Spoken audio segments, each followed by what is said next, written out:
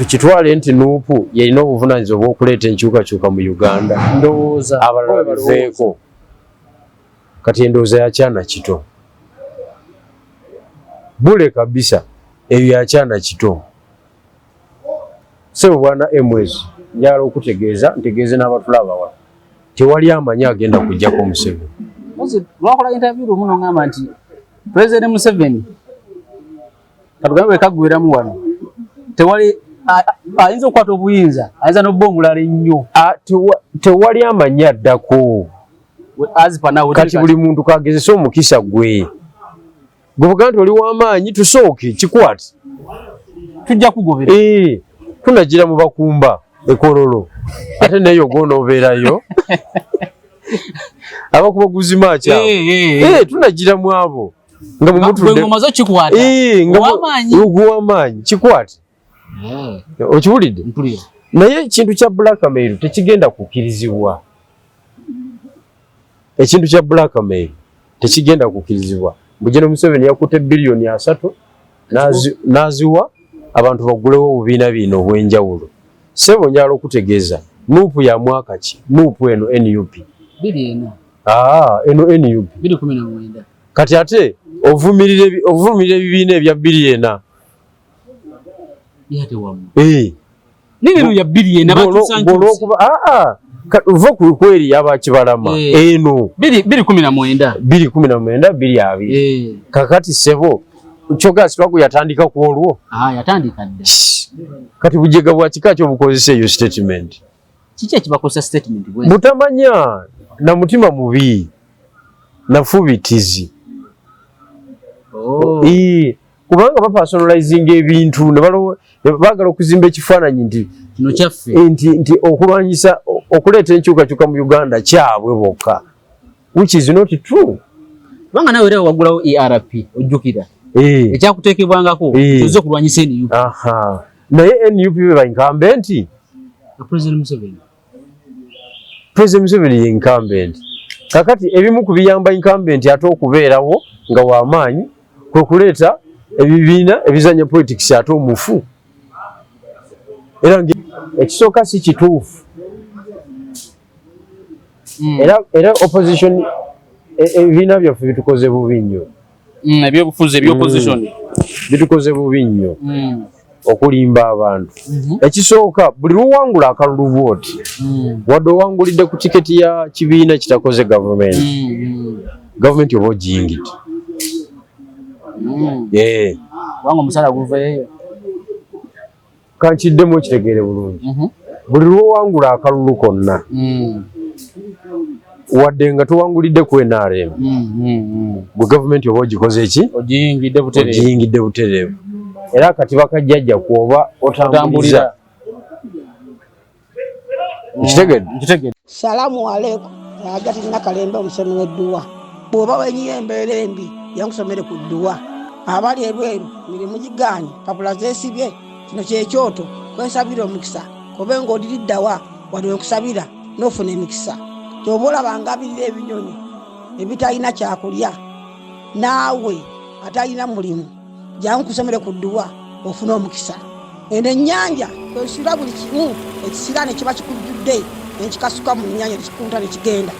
Nze Agati Nakalembe gambawo ennamba yange yeeno 075237529 temuddeeyo nemwebakira ebizibu mukobe ku nnamba yange eno. Tulaba nkwaniriza nnyo olunaku olwaleero nkubuzaako nti osibye oti afunye okusoomozebwa nkusaasidde nnyo. Asootuka ku buwanguzi nkuyozaayoza ninajja n'obijjirwa. Awoomye olunaku olwaleero agenda kubuuza mbaka addako wakamuli municipality gye n'oli otya buuza abantu. Abatulaba abalungi tuli basanyufu okubeera wano.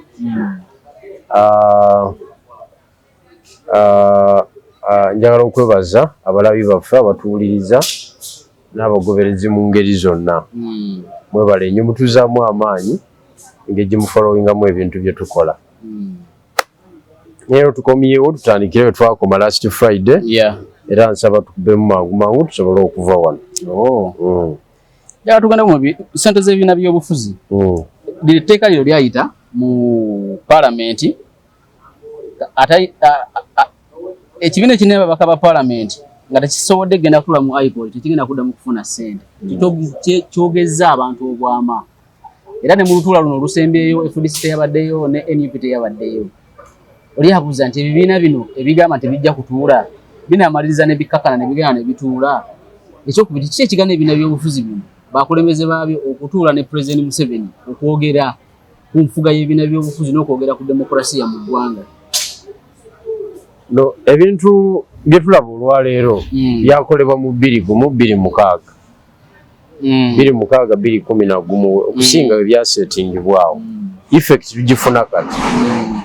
Dr. Besigye bwe yava mu NRM nayingira opposition yateerawo ddala oluwonko lunene wakati w'oludda oluvuganya n'abali mu gavumenti. Yateekawo embeera nga tewali ompuliziganya tewaliwo kintu kyonna kikwasaganya two parties, the ruling side and the opposing side. Kakati ekyo ne kikulira mu bantu nti walina obbawo oluwonko nti opposition tayogera na wa gavumenti ne kitukulira mu ffenna. Jjukira twalina abato mu kiseera ekyo. Kati gye tukulidde eno niwoba mulungi otya niwoba nga oli ku nsonga ng'abantu bakimanyi ensonga ya Simba n'olabwako ng'oli mu lukiiko lumu n'ejjajja oba walidde newankubadde nga tewakoze eki mu by'obufuzi eby'ekitegeevu mu nsi yonna ate era ebitwala ensi mu maaso bannabyabufuzi boogerezeganya mu mbeera yonna kubanga jjajja okubeera president kitegeeza nti ye chief politician. Bw'omuzirira gavumenti ye kitegeeza omuwadde buli kintu omuyambi abadde ateekateeka kukuuma ozize okitegedde kuba yasigala atambula. Kati ekintu ekyo kituleetedde obuzibu nti kiwadde General Museveni amaanyi okubanga buli section ya gavumenti ayinamu abantu be. Buli section ya gavumenti abantu be yenga omuntu abamukkiririzaamu be bali buli mu kifo ekitambuza gavumenti. Ensobi twagikola ffe ne tumulekera gavumenti. Ensi zonna tebaggalawo oluggi kwalina obuyinza tebaggalawo 100%. Waliwo akakola ki akasigalawo nga musobola okwogerezeganya. Yes, waliwo akasigalawo nga communication ina okusigala kubanga ogenda bukwata otya obuyinza nga tolina communication nga tewali communication ate nga toli muyeekera nti ogenda kukozesa amaanyi. Ogenda bukwata otya nga tulina ba alai tewaliwo gavumenti yegwa nga abagisudde temulinamu ba alai munda eyo teriiyo. Tewaliwo president yavaako nga abamuli ku lusegere tebamulidde emuluku. Kivolaba ne recent coups ezibadde mu West Africa zibadde commanded by the SFC commanders. Abasirikale abakuuma abakulembeze bebaze bakikwata. Not even the CDFs and the generals. That section yabeera naye yekikwata nerangirira ekiddako nti obuyinza ffe tubuyina. Okitegedde kati kiba kitegeeza ki nti obuyinza bubeera wali asemberera abusemberera yaba alina emikisa egibukwata. Bubeera wali mu State House abusemberera yaba alina ne chances ate okwakisesinga president aliko mu kiseera ekyo yaba ne chances ezikola ki ezikwata obuyinza. Kakati ffe president owa kuno tetwagala musemberera era kibi nnyo nga bw'okiwulira musango muloope era ebijjulo ekifaananyi kyo bwe kifulumira oba owedde kati ekitufugisiza emyaka 4 naye yemu ku nsonga lwaki President Museveni kakati yakyali president. Yes, kubanga ffe twamuwa space neyegazaanya n'azimba buli kintu n'recruiting amagye agali partisan, police eri partisan, prison eri partisan, intelligence eri partisan, public service yonna eri partisan. Bonna bamanyi muzeeyi waaviirawo tufudde n'olw'ensonga eyo tulwana abeerewo. Ekyo kyava mu butawuliziganya. Kati Mawutu omulaba wuuyo minisita mu bunafu bwe alina obusobozi obuleeta omukyoli we n'amunyiga mu minisitule omwo. N'amunyiga awantu.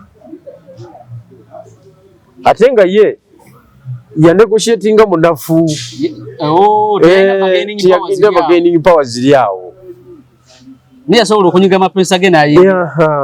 Yanegotiatinga munafu. Naye power sharing nga yabaddewo nga muli b'amaanyi nga bw'olaba ey'e Kenya. Ey'e Kenya ky'ova olaba nti ne Kenya kati baagigabana tewali agirinako bwannannyini bwankomeredde. Uhuru tagikomandinga, Raila tagikomandinga, Ruto tagikomandinga, Mudavadi tagikomandinga, Kalonzo Musyoka tagikomandinga. Ne generation endala eddako awo tewali ayina kifaananyi kya ggwanga lyonna. Lwaki kiri bwe kityo? Kiri bwe kityo kubanga tebakkiriza muntu yekka kuzimba gavumenti. Nabo bakyenyigiramu. Kenya akalulu bwe kaggwa nga bagamba kiggwa kitya. Ogabana gavumenti oba togabana? Era oba togabana gavumenti ng'omuliro gwaka. Paka bukkiriza nti bana ku mmeeza. Kubanga bakimanyi nti bwe bakulekera emyaka 5 oba obalese nnyo. Ozimba abantu bo n'obayingiza. Ozimba abantu bo, ssente oba na nnyingi, ate bo nga bakendeera bukendeezi. Therefore tebakuwa space eyo. Mugabana mwenna. Era okwekalakaasa okwaliwo nga baakava mu kalulu ka 2022. Ruto yayira gavumenti. Even yes, Ruto yayira gavumenti even before that. Kwali kuteekawo mbeera. Waliwo okuli okwekalakaasa okwasooka. Kwali kwa kubiri. Kuno kwasooka nga bamaze nga Ruto yakajja mu buyinza. Mukulu Raila Odinga yali alwana kuyingira gavumenti. Era mukusooka Ruto yagamba nze sigenda kolagana muntu yenna. Era Raila we yamala okugiyingira okwekalakaasa ne kukomaawo. So okulekera omuntu gavumenti nga President Museveni mwene mubeera nga kive nnyo okumusemberera nakyo kireetera omuntu okufuga ebbanga.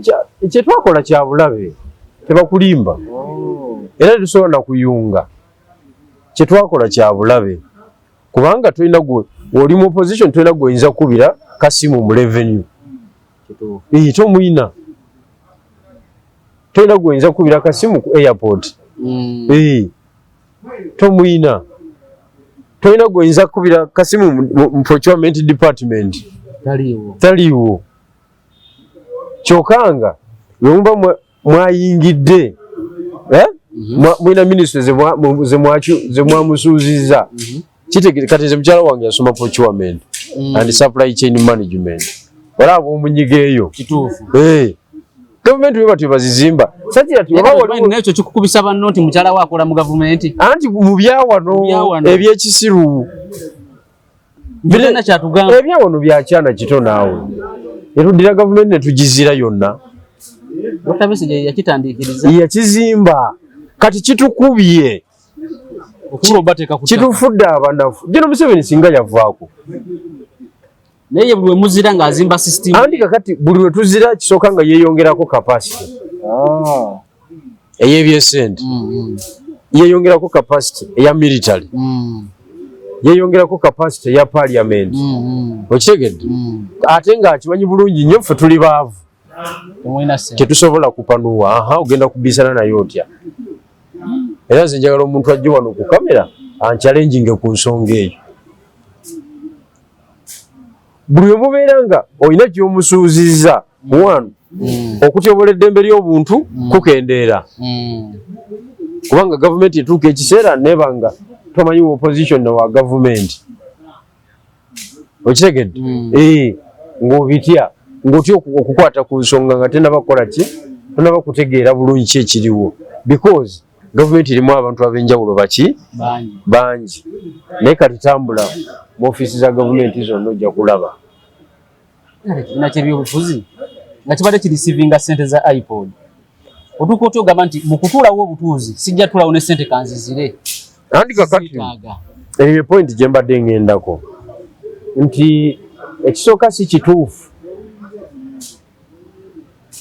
era opposition ebibiina byaffe bitukoze bubi nnyo ebyobufuzi ebyopposition bitukoze bubi nnyo okulimba abantu ekisooka buli luwangula akalulu vooti wadde owangulidde ku tiketi ya kibiina kitakoze gavumenti oba ogiyingidde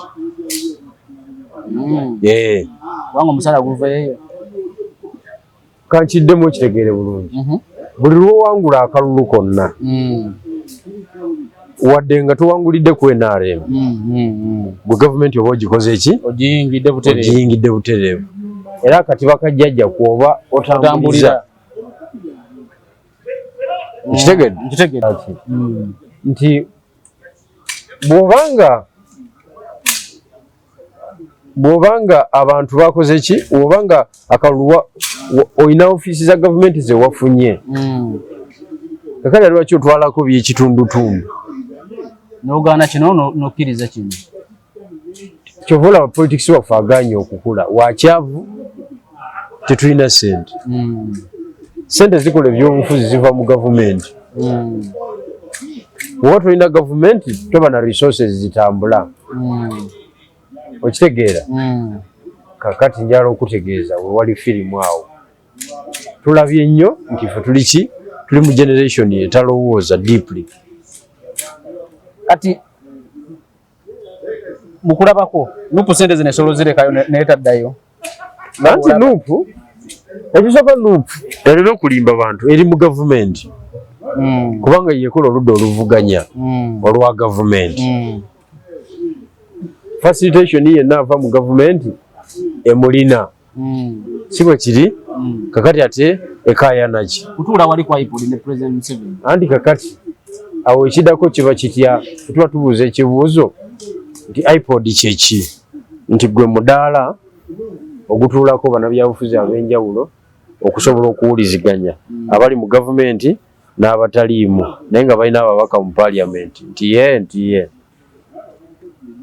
mandeeti ya mudaala ogwo eriki nti one man one vote obadde okimanyi nti ebibiina ebyoludda oluvuganya bisinga NRM mandate mu iPod anti eriemu against other parties kati ebibiina by'opposition bye birina majority waliwo ensonga gye baali batabukiddewoko nga ba majority ab'opposition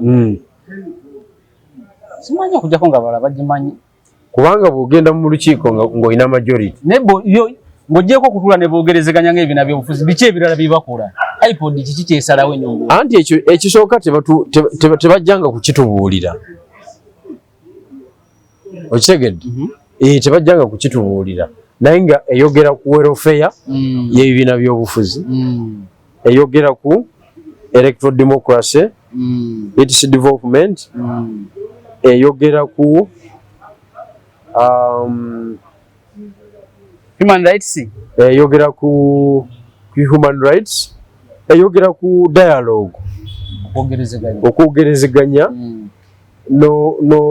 kwegamba eziiza violence ey'amaanyi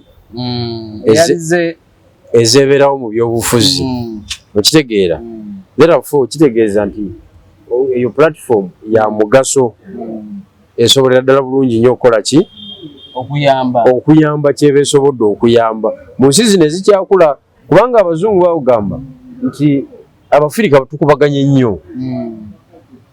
nnyo mugolirawo biki ku webaawo okuwuliziganya kw'abannabyabufuzi kiminimizinga risiki zaki z'entalo ezimerukawo out of political contestation yes naye abantu baffe wano twasalawo okuzanya politics ow'ekyanda ekito kati iPod eno nga akatuuti akatuuza ebibiina by'obufuzi bano baba tuulayo obudde obusinga ffe tulaba nga President Museveni olumu agenzeeyo kyesimanyi nti baterawo sente ndowooza ze ziva mu Electoral Commission ezijja mu IPOD nezo ebibiina by'obufuzi oba Electoral Commission ndala. Actually Electoral Commission ndala kubanga zo ziri mu mateeka naye amendment eno yakyusizaamu neddira kuba yali NGO negisika nefuuka department mu National Consultative Forum ey'ebibiina kati bagisise ne bagiyingiza eyo ku babaka abalina ku bibiina ebiina ababaka mu parliament but IPOD watulayo ebibiina biina babaka byokka ebibiina Consultative Forum watulayo ebibiina by'obufuzi ebiwandiise kati mu National Consultative Forum waliwo kafandi akajja mu bibiina by'obufuzi ebiwandiise wadde tebiina mubaka oba bamemba batulayo be basayininga facilitation basayininga bu facilitation obutonotono nga bwo mu kutuula nyendabawo tulabawo mu watwa nti lwaki bakonsidaringa bino ebibiina ababaka byokka mu IPOD anti kakati mu byobufuzi gubanga mupiira waliwo tournament nga zisambibwa ati certain level kakati jo twadde tulaba finals zaki za Club World Cup Chelsea zeyatute kilabu zonna kati yo tournament esambibwa kilabu zonna ez'omu nsi naye eziwangudde obukope eyo omala kuwangula nojja mu tournament eyo okitegedde kakati naye nga waliwo tournament endala nga yakukyalo free entry n'eyabijirwa katugambe gyategeseeka mu yes nga osobola ogisamba naye ebaako registration ebaako buki kakati ebintu bibaamu layers waliwo platform y'ebyobufuzi nga waliwo qualification gy'olina okuyitamu kwanza ng'okugijjako kati IPOD okutwala nti oli serious oli worth okuwulirizibwa leetayo ku mubaka tulabe oba tumuleese nedda sooka otulindemu tujja kusangayo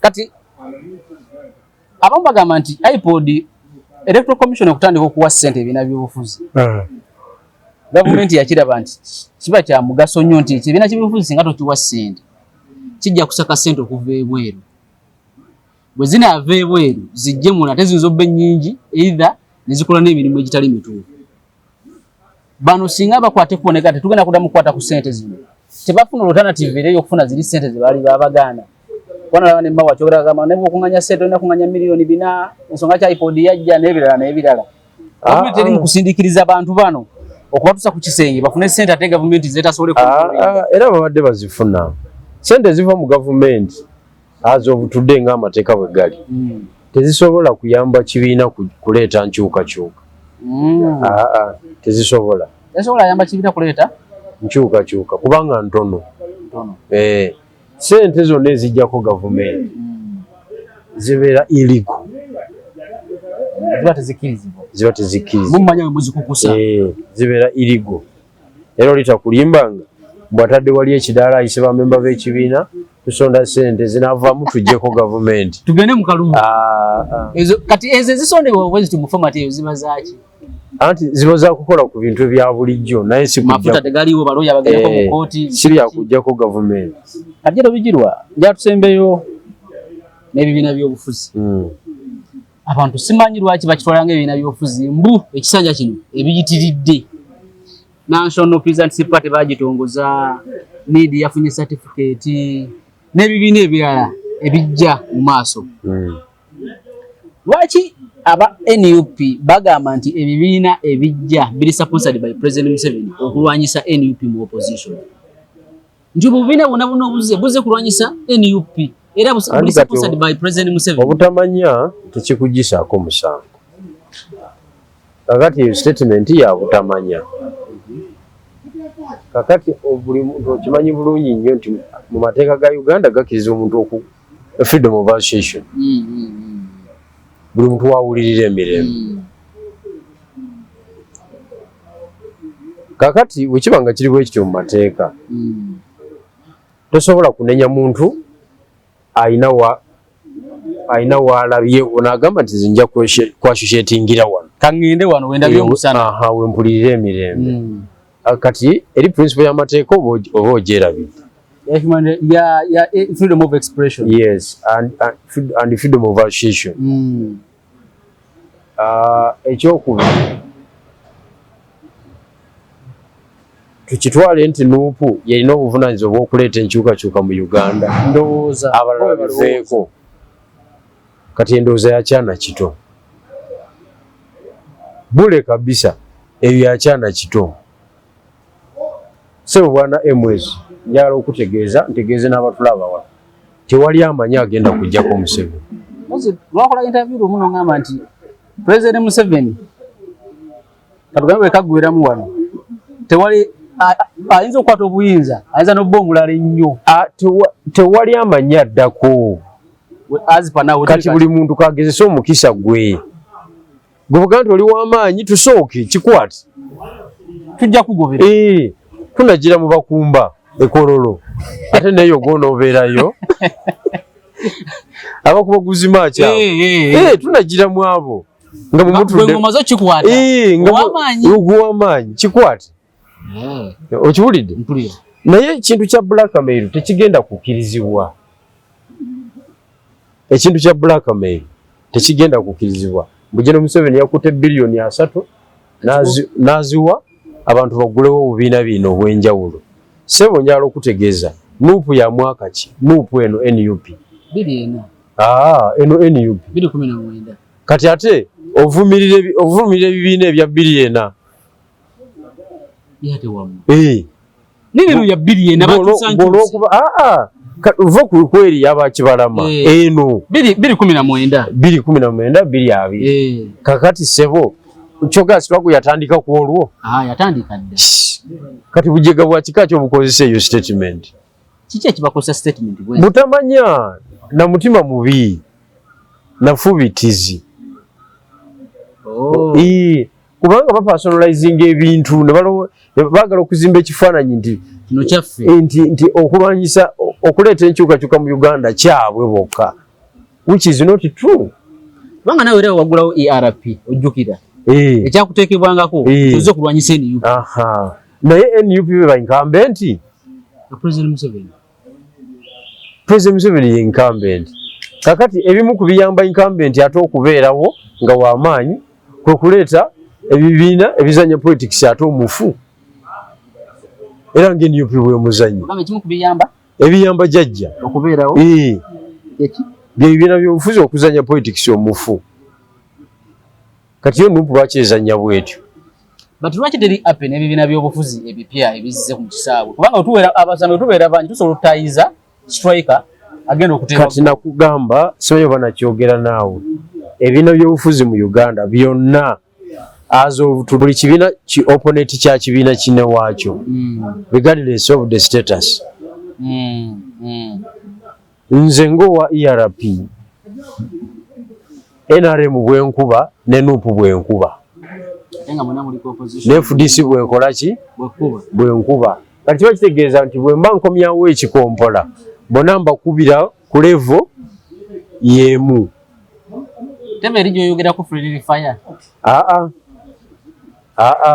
Kubanga ffenna interest zitudrivinga interest zaffe ERP kuleeta nkyukakyuka mu ggwanga anti kakati anti bakasuka ekikompola ewange kitegeeza interest zange zibakosa kati ziba zibakosa nange nno bakosa kiwera ng'okimanyi. Obungi bw'ebibiina by'obufuzi bino ebimeruka bulina kye busobola okuyambako ahead of 2026 nga tuyingira kaluka 2026 mu kulabako ebibiina by'obufuzi ebimeruka era njala okubiriza abantu mwenna abasobola okugulayo ebibiina muggulewo. Ebibiina by'obufuzi bigenda kubeera very fundamental and instrumental mu mbeera nga jjajja avuddeko ng'akyaliko tebiina ng'akyaliko itizi kweteekateeka abantu tweteekereteekere mu bibiina sajja tijje wavirako nga we are capable of negotiating, we are capable of featuring in the diplomatic engagement. Kati gwangamba nti wavirako tuyinza okutamanya ni asobola okuddako. Ekyo bwe kiri. Anti lwaki nkoba nti lwaki ngamba nti wavirako? Lwaki ngamba nti tulina okwete kubanga okuvaako kwe tekumanyiddwa. We nkugambidde nti tumanya kola ki addako. Kati circumstances ezinaleeta okugenda kwe zezigenda okudetermininga ani addako. Okugenda kwe okudetermininga ani addako. Wagendera mu kalulu kitegeeza muwangudde yaddako. Bwazikira wazikiridde ekyo kirala ekyo abaddako abatamanyiddwa wadde nga vice president waali. Tekati nga ole samateeka wafaina nabika jalambikamu kisinga president abataliwo ogundi yaddawo ogundi wabataliwo ogundi yaddawo tebateeka alambika vice president yaddawo kumala emyezi 6 tugende mu kulonda ategeka okulonda. Singa tuba tetubulayo myezi 6 tugende mu kalulu akaddako kitegeeza tuba tugenda mu kalulu akalulu nitulaba ani asobola okuddako after President Museveni. Yes, kakati nze ebigambo byange mbyogedde era abantu sagala baneekwase. Abantu naye balina gundi eri nti obulina bw'obufuzi buno ebina by'obufuzi ebizze nalaba bakuyitana bulinga busako ebina by'obufuzi ebizze biri mu kuyoola ssente mpitirivu. Naye ssente zirabikirawo. Bwaba wadde ssente bagula ebina by'obufuzi balwanyisa President w'NUP balwanyisa Kyagulanyi. Ssente era zirabikira Makerere Kavule. Yewali ebintu by'ekigagga. Wasigadde olabayo ssente. Nze njagala ondage. Ssente era zirabikira Makerere Kavule. Era be bakola accountability.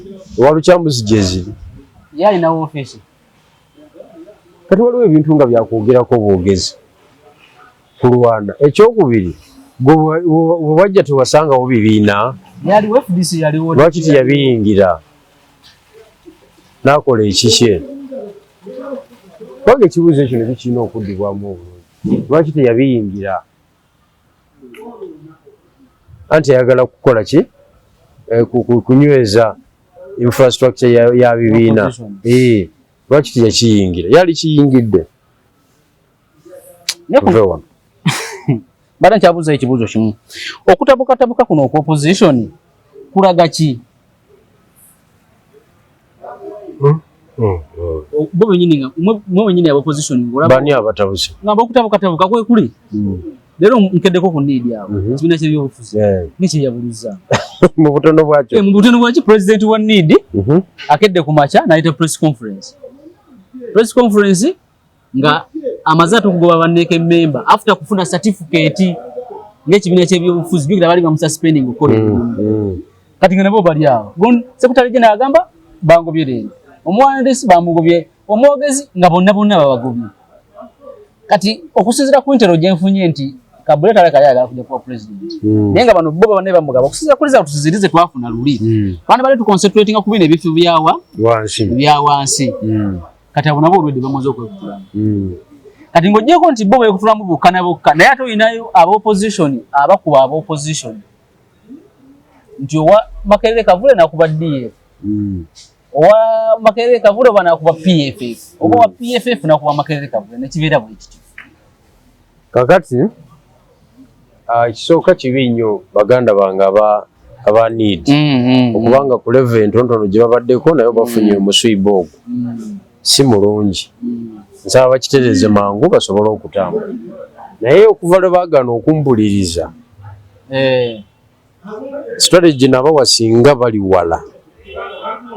Kabuleta abakunyweza mu bunyolo wali n'akolerawo emirimu gye wadhayi nkubuulira amazima tewandibaddewo mbeera yonna yakulwana kati kuba baali badde bize mu field banoonya bakansala naye kati bali redundant tebalina kyakukola. so mbasaba bebereremu nga bukyali ekyamaloboozi agakontana ekisooka waliwo kyenjagala okutereereza mu field buli kibiina kyonna ekimanyiddwa mu publicly nti kiri bwe kiti kiba ki opponent kya kibiina kirala kwabagoba diirwemu kati olwokubanga we are opponents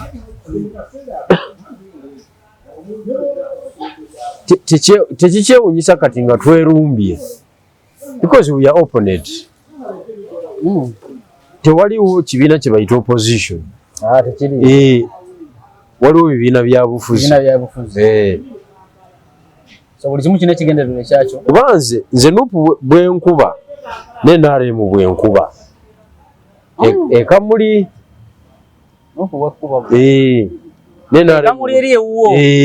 mu constituency so nga nupu yaligambye nti Kamuli municipality musajja ono Bigirwa katumuleke agireete erina bakandidate babiri abalwanira fulaga yaawo erina kandidate ku Lukwago Elias Lord Mayor erina kandidate ku Ssemujjunganda one of the super MPs kakati naye amawulire ekyo tegakibuuza nti lwaki Ssemujju mutekako kani lwaki omututa awalala wali kandidate we NRM akoze eki tali ku mutindo nti kwali zine nange njala kuweza ku babaka kakati ebyobufuzi ebiriwo interest bazitudoinga ku babaka siku jjajja so jjajja asigala yeetaaya bulungi nnyo era omulabi we yeetaaya ali busegaawo mu katale asisinkana abamawulire n'asisinkana abakulembeze era okumanya bbaasi eyitingana bbaasi ebeerawo ndowooza so mbeera yakakadde oba 5,000 si mitini wakuwa 5 olunaku olumu nga just ozebuzzaawo obiyambala kitisaati abawambaza bitisaati bya yero babeeraawo naye yalaga ali mu kulambula PDM tali mu campaign kituufu ye ali mu PDM naye buli watuuka tewali n'omu ayogera ku PDM buli omu ayogera ku bizibu bye byalina era ye PDM omutuufu ndowooza tukome wano tunaddamu tukome wano leero tutandikire awo olunaku olulala akuume